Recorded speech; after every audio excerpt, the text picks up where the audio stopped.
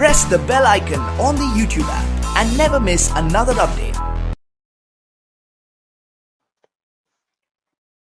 Hello and welcome back to one and only Heth Study. હેથ સ્ટડીમાં તમારું સ્વાગત છે. કીધું એ પ્રમાણે તમારે કોઈ પણ પ્રકારના ટેટ ટાટના મટીરિયલ જોતા હોય તો તમે આ નંબર ઉપર વોટ્સઅપ કરી શકો છો. એકદમ ફ્રીમાં તમને અવેલેબલ થશે. આની પહેલાંના વિડીયો આપણે બનાવી ચૂકેલા છીએ, જે તમને અહીંયા આઈ બટન આવશે ત્યાં જોવા મળશે અથવા નીચે ડિસ્ક્રિપ્શનમાં પણ લિંક જોવા મળશે. તો ચાલો ખોટો સમય બરબાદ ન કરતા શરૂઆત કરીએ આજના આપણા આ વિડીયો સેશનની. 201મો પ્રશ્ન આપણે પહોંચી ચૂક્યા છીએ. 201મો પ્રશ્ન આપણી સમક્ષ છે.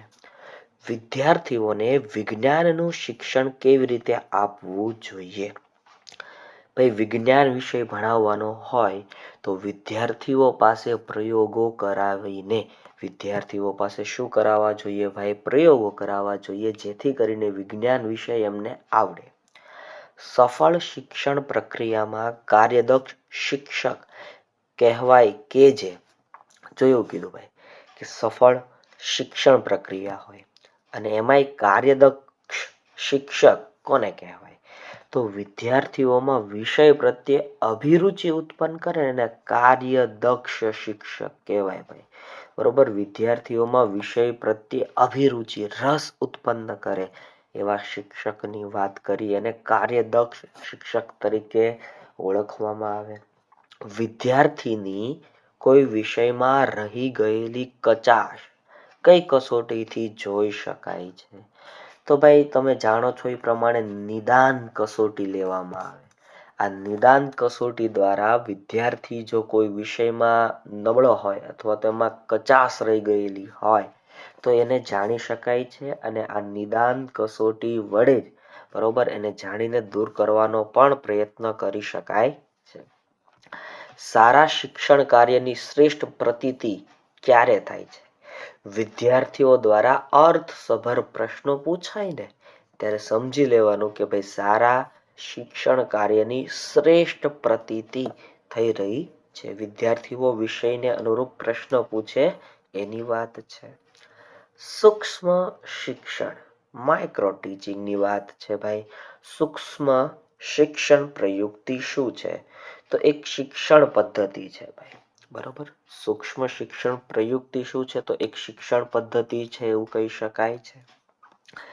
તમે વર્ગમાં ભણાવતા હોવ ત્યારે કોઈ વિદ્યાર્થી છેલ્લે બેસીને ચિત્ર દોરે છે તો તમે શું કરશો? તો ભાઈ, અત્યારની જે પ્રજાતિ છે વિદ્યાર્થીઓની એ એડવાન્સ પ્રજાતિ છે. આવું કરે તો કાંઈ નહીં ભાઈ, તેને સમજાવવાનો અને એને માફ કરી દેવાનો ભાઈ. હવે આવું ન કરતો એમ કહીને આપણે જતું કરી દેવાનું ભાઈ.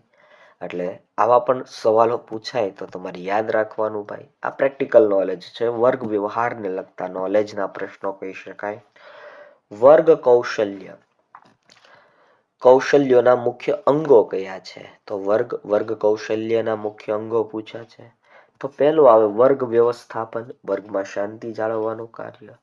વર્ગ શિક્ષણ કાર્ય, મૂલ્યાંકન, બરાબર, એવોલ્યુશન જેને કહેવામાં આવે. તો આ બધા વર્ગ કૌશલ્યોના મુખ્ય અંગો છે ભાઈ, ખાસ યાદ રાખજો.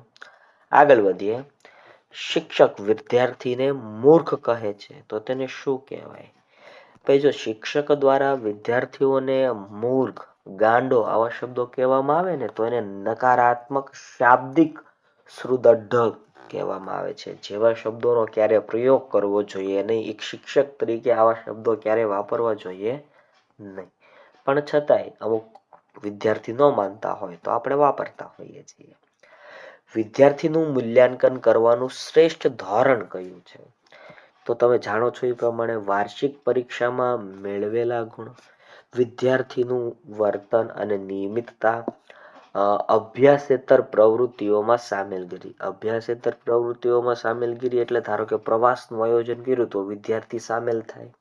બરાબર, ધારો કે કઈ સાંસ્કૃતિક કાર્યક્રમનું આયોજન કર્યું તો વિદ્યાર્થી સામેલ થાય. કોઈ નાટક હોય તો એ નાટકમાં કોઈ પાત્ર ભજવે તો આ અભ્યાસેતર પ્રવૃત્તિઓમાં એની સામેલગીરી કેવી છે એના આધારે પણ વિદ્યાર્થીનું મૂલ્યાંકન કરી શકાતું હોય છે, જે એક શ્રેષ્ઠ ધોરણ કહી શકાય.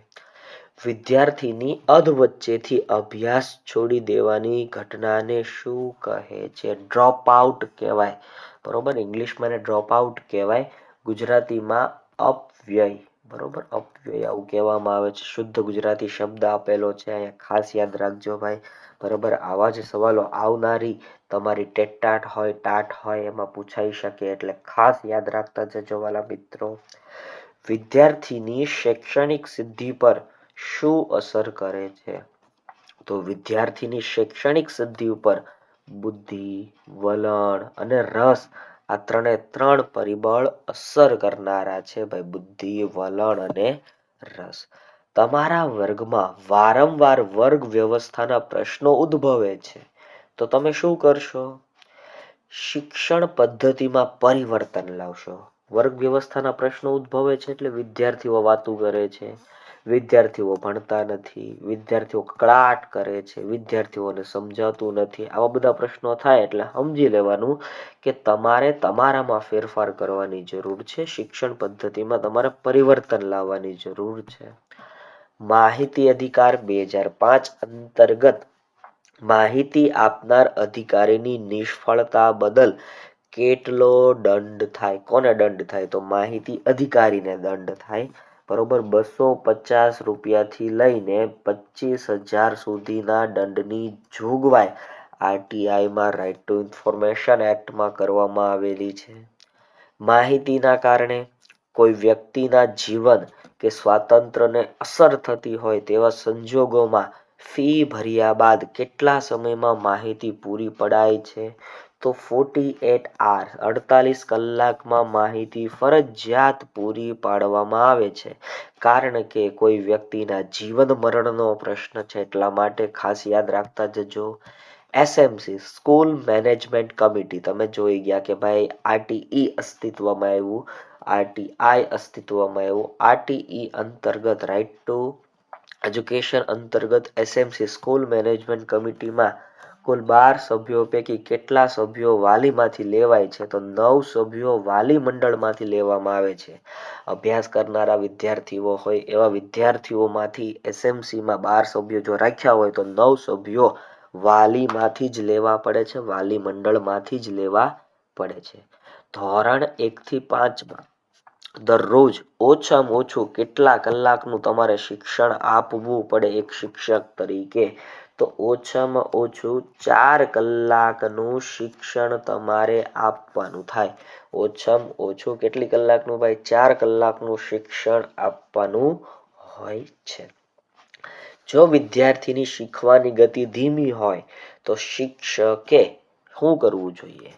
તેને વિશિષ્ટ શિક્ષણ પદ્ધતિથી શીખવવું જોઈએ. તેને વિશિષ્ટ પ્રકારની શિક્ષણ પદ્ધતિથી ભાઈ શીખવવું જોઈએ. વર્ગમાં વિદ્યાર્થીઓ વર્ગ પ્રતિનિધિનો વિરોધ કરે છે તો શું? તો વર્ગ પ્રતિનિધિને વિદ્યાર્થીઓ સાથે કેમ વર્તવું તે શીખવવું જોઈએ. જો અહીંયા એવું થાય છે ભાઈ, તમે કોઈ વ્યક્તિને કેપ્ટન બનાવો, બરાબર, કેપ્ટન બનાવો તો કેપ્ટન સાથે સંઘર્ષ થતો હોય, અને વિદ્યાર્થી વચ્ચેનો સંઘર્ષ એ ભવિષ્યમાં તકલીફ ઉત્પન્ન કરે. એટલે તમારે એ વર્ગ પ્રતિનિધિ વિદ્યાર્થીઓ સાથે કેમ વર્તન કરવું તે વિદ્યાર્થીઓને શીખવવું જ જોઈએ ભાઈ. વિદ્યાર્થીઓને મુખ વાચન માટે કહેવું એટલે શું? મુખ વાચન એટલે મનમાં ને મનમાં વાંચવું. તે જોરથી અવાજ કર્યા વગર શાંતિપૂર્વક મનમાં વાંચવું એટલે મુખ વાચન, આવું કહેવામાં આવે છે. વાંચન શિક્ષણની પદ્ધતિઓ કઈ કઈ છે? તો ભાઈ વાંચન શિક્ષણની પદ્ધતિ સ્ક્રીન ઉપર તમે જોઈ રહ્યા છો, બરોબર. આ વાંચન શિક્ષણની પદ્ધતિ છે. કઈ કઈ? તો જોઈએ આપણે. અક્ષરબોધ પદ્ધતિ, ધ્વનિ ઉચ્ચારણ પદ્ધતિ, અનુકરણ પદ્ધતિ, બરોબર. આ બધી કેવી પદ્ધતિઓ છે? તો વાંચન માટેની પદ્ધતિઓ છે. ફરીવાર, અક્ષરબોધ પદ્ધતિ, ધ્વનિ ઉચ્ચારણ પદ્ધતિ અને અનુકરણ પદ્ધતિ. સાહચર્ય શિક્ષણ પદ્ધતિ એટલે શું? સાહચર્ય શિક્ષણ પદ્ધતિ એટલે સાર્થક ચિત્રોના આધારે નવા ચિત્રો તૈયાર કરવા, નમૂના આપેલા હોય એવા ચિત્રોના આધારે તમારે નવા ચિત્રો બનાવવા. એને સાહચર્ય શિક્ષણ પદ્ધતિ કહેવામાં આવે છે. નીચેનામાંથી કયું આદર્શ વાંચનનું લક્ષણ છે? તો જો આ આપ્યું તમને શુદ્ધ ઉચ્ચારણ, ભાવાનુકૂળ, આરોહ અવરોહ, પછી સ્વર ભાર અંગેનો વિવેક વગેરે છે ને એ વાંચન માટેના આદર્શ વાંચન માટેની વસ્તુ છે ભાઈ. કેવી વસ્તુ છે? તો આદર્શ વાંચન માટેની વસ્તુ છે. ખાસ યાદ રાખતા જજો ભાઈ. બરાબર, જે તમારે પૂછાય એવું કહી શકાય. આગળ વધીએ. ધોરણ 6 થી 8માં દરરોજ ઓછામાં ઓછું કેટલા કલાકનું શિક્ષણ કાર્ય ચાલવું જોઈએ? તો એમાં આવે 5 કલાક. કેટલી કલાક? 5 કલાક. મિત્રો આપણે જોઈ ગયા કે ભાઈ 1 થી 5 માં કેટલી કલાક? તો 1 થી 5 માં કેટલી કલાક? 4 કલાક. બરોબર, તો 6 થી 8 માં કેટલી કલાક? 5 કલાક. આ શિક્ષણ આપવાનું કાર્ય RTE રાઇટ ટુ એજ્યુકેશન અંતર્ગત નક્કી કરવામાં આવેલું છે. આગળ વધીએ. SMC ની બેઠક, સ્કૂલ મેનેજમેન્ટ કમિટીની બેઠકમાં શિક્ષકોની હાજરી, અભ્યાસક્રમ વગેરે RTE 2009ની કઈ કલમ અંતર્ગત આવે?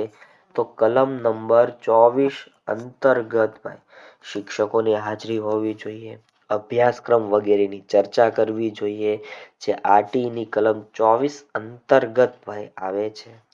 RTE મુજબ ધોરણ 1 થી 5 માં 91 થી 120 બાળકોની સંખ્યાની વાત છે. તો કેટલા શિક્ષકોની જોગવાઈ છે?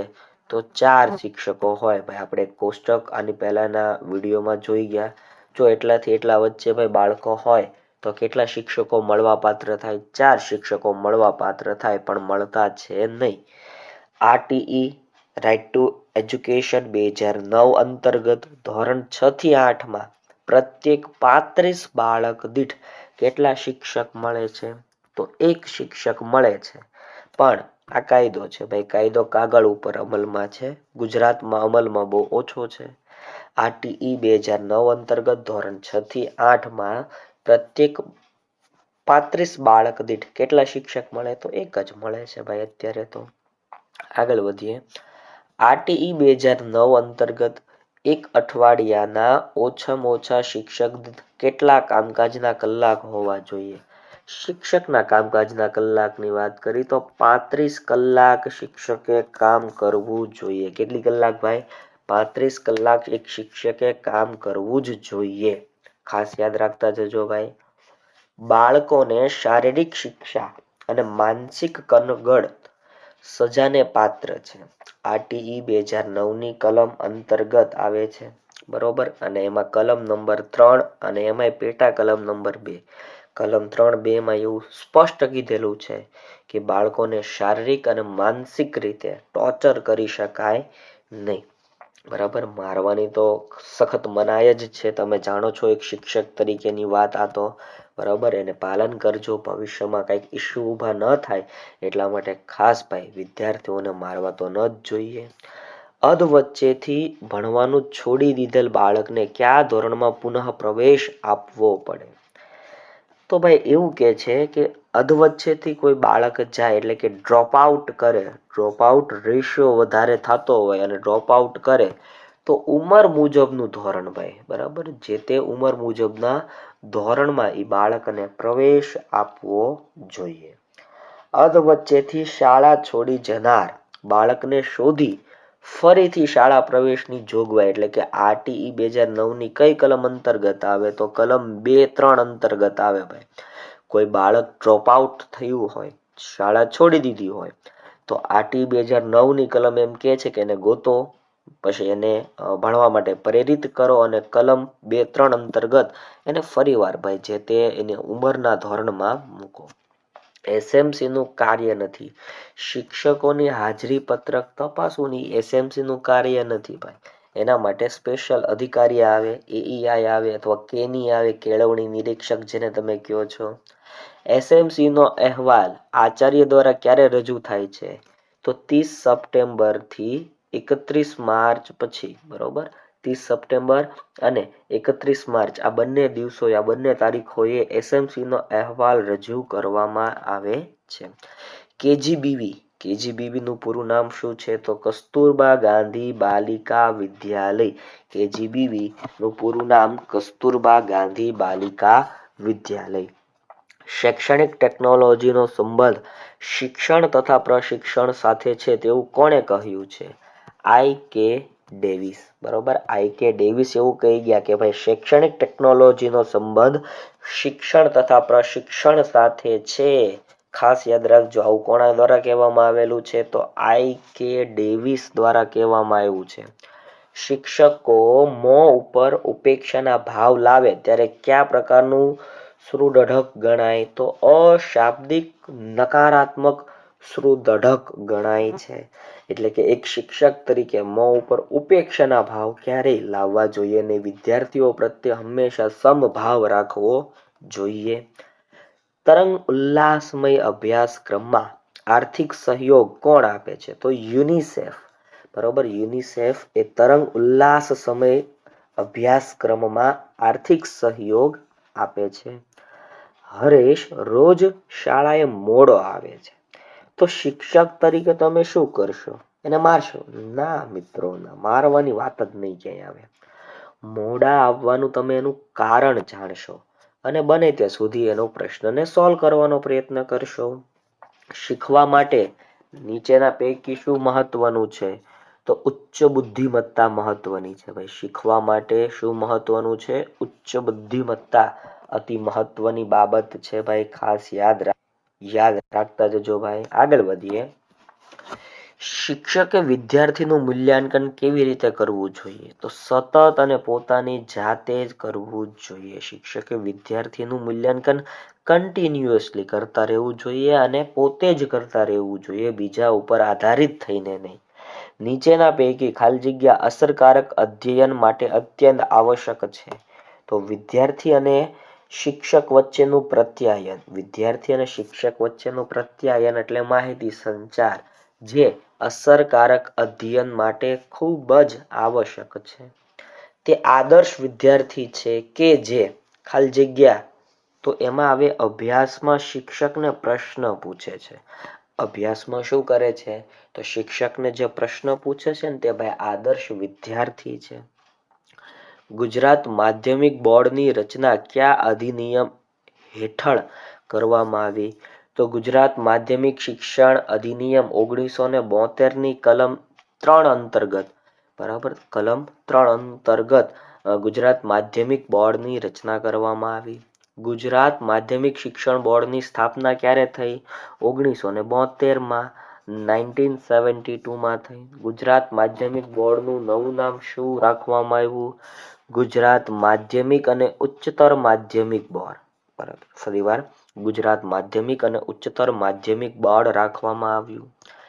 ગુજરાત માધ્યમિક અને ઉચ્ચતર માધ્યમિક બોર્ડ એવું નામ કયા સુધારા દ્વારા કરવામાં આવ્યું? તો ગુજરાત માધ્યમિક શિક્ષણ સુધારા અધિનિયમ 2002માં નામ ફેરવી નાખવામાં આવ્યું. ભાઈ પ્રાથમિક શાળાનું ઓછામાં ઓછું અઠવાડિયાનું શૈક્ષણિક કાર્ય કેટલા કલાકનું હોવું જોઈએ?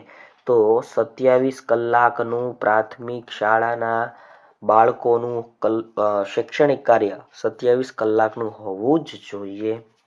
ગ્રાન્ટ ઇન એડ કોડની સૌ પ્રથમ શરૂઆત ક્યારે અને કઈ કાયદા સમિતિ દ્વારા થઈ હતી? તો વુડોનો ખરીદો.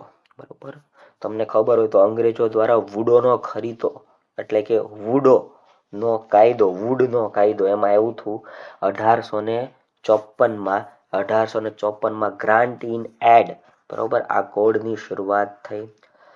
Supervision as a human relation નામનું પુસ્તક કોણે લખ્યું? તો બર્કી ઝોન દ્વારા supervision as a human relation નામનું પુસ્તક લખ્યું. માધ્યમિક અને ઉચ્ચતર માધ્યમિક શિક્ષણ બોર્ડનું કયું સામયિક બહાર પાડે છે? તો માધ્યમિક શિક્ષણ અને પરીક્ષણ. બરોબર, તમે જાણો છો એ પ્રમાણે શિક્ષણ અને પરીક્ષણ નામની જે બુકલેટ આવતી હોય છે શાળામાં, એની અહીંયા વાત છે. પ્રતિભા શોધ પરીક્ષા કયા ધોરણના વિદ્યાર્થીઓ માટે હોય છે? તો તો ધોરણ 8 અને ધોરણ 9ના વિદ્યાર્થીઓ માટે પ્રતિભા શોધ પરીક્ષા લેવામાં આવતી હોય છે. ગુજરાત માધ્યમિક અને ઉચ્ચતર માધ્યમિક શિક્ષણ બોર્ડની કચેરી હાલ ક્યાં આવેલી છે? તો ગાંધીનગર ખાતે આવેલી છે. સેક્ટર 10માં આવેલી છે. બરોબર. એક્ઝેક્ટ આપણું જે નવું વિધાનસભા ભવન છે, બરોબર, એનો ગેટ નંબર 3 છે, એની સામે આવેલી છે. NCERTની સ્થાપના ક્યારે કરવામાં આવી? તો 1/9/1961ના રોજ. બરાબર. NCERTની સ્થાપના ક્યારે કરવામાં આવી? 1/9/1961ના રોજ. NCERTના હાલના પ્રમુખ કોણ છે? તો NCERTના હાલના પ્રમુખ કોણ છે? તમારે કમેન્ટ સેક્શનમાં કમેન્ટ કરવાની છે. સ્મૃતિબેન ઈરાની નથી, પાછા કહી દો. બરોબર. તમારે કમેન્ટ સેક્શનમાં કમેન્ટ કરવાનું છે. NCERTનો એક વિભાગ છે સંશોધન વિકાસ, શિક્ષણ પ્રશિક્ષણ વિભાગ અને પાઠ્યપુસ્તકોની રચના. બરાબર. આ NCERTના વિભાગો છે. દરેક રાજ્યમાં આવેલ શૈક્ષણિક સંશોધન અને તાલીમ પરિષદ કયા નામે ઓળખાય છે? SCERT. સ્ટેટ. બરાબર. અહીંયા સ્ટેટનું જે તે નામ હોય એ આવી જાય. જેમ કે આપણે GCERT આવે, ગુજરાત નામ આવી જાય એટલા માટે. NCERTની સ્થાપના કેન્દ્ર સરકારના કયા ધારા હેઠળ થઈ? તો 73માં ધારા અંતર્ગત થઈ ભાઈ. 73. NCTE નું કાર્યક્ષેત્ર કયું છે? તો ઔદ્યોગિક શિક્ષણ, પ્રૌઢ શિક્ષણ, પત્ર વ્યવહાર દ્વારા થતું શિક્ષણ. NCTEની વાત છે. GCERTનું પૂરું નામ Gujarat council of education, research and training. બરોબર. તો એની યાદ રાખવાની વાત છે. આ ફૂલ ફોર્મ બધા યાદ રાખતા જજો ભાઈ. MHRD નીચેની કઈ સંસ્થા આવે છે? તો GCERT, NCERT, BRC આ બધા એવા છે કે જે MHRD અંતર્ગત આવે છે. GBTC, CPED, PTC, પ્રી-PTC નો અભ્યાસક્રમ તૈયાર કરવામાં કઈ સંસ્થા મદદરૂપ થાય છે? તો GCERT સંસ્થા મદદરૂપ થાય છે. MED કોલેજના અધ્યાપકોને કઈ શાખા દ્વારા તાલીમ આપવી જોઈએ? IASE. બરાબર. આ શાખા દ્વારા એમને તાલીમ આપવામાં આવે છે. MHRDનું વડું મથક દિલ્હીમાં આવેલું છે. MHRD અત્યારે વર્તમાનમાં શિક્ષણ મંત્રાલય તરીકે ઓળખાય છે, તમે જાણો છો. વિદ્યાર્થીઓના ભાષા કોર્નર પ્રવૃત્તિથી ભાષા ઉપર પ્રભુત્વ મેળવી શકાય છે. ભાઈ શું મેળવી શકાય છે? ભાષા ઉપર પ્રભુત્વ મેળવી શકાય છે. શીખતી વખતે તમને એવું જણાય કે તમે જે શીખવ્યું છે તે સાચું નથી, તો તમે વિદ્યાર્થીઓને જણાવશો કે તે ભૂલ હતી, હવે તે સુધારે. બરાબર. હા, ભૂલ થાય માણસ માત્ર ભૂલને પાત્ર. એટલે તમારે એને કરેક્ટ કરવાનું, સાચું કરવાનું. બરાબર. કોઈ વિદ્યાર્થી અભ્યાસક્રમ પૂર્ણ કરી સામાજિક કાર્યકર બનવા ઈચ્છે છે, તો આપ શિક્ષક તરીકે શું કરી શકો? તો તેના રસના ક્ષેત્રમાં આગળ વધે તે માટે તેમને પ્રોત્સાહિત કરશો. શું કરશો ભાઈ? તેના રસના ક્ષેત્રમાં તે આગળ વધે એના માટે તમે એને પ્રોત્સાહિત કરશો.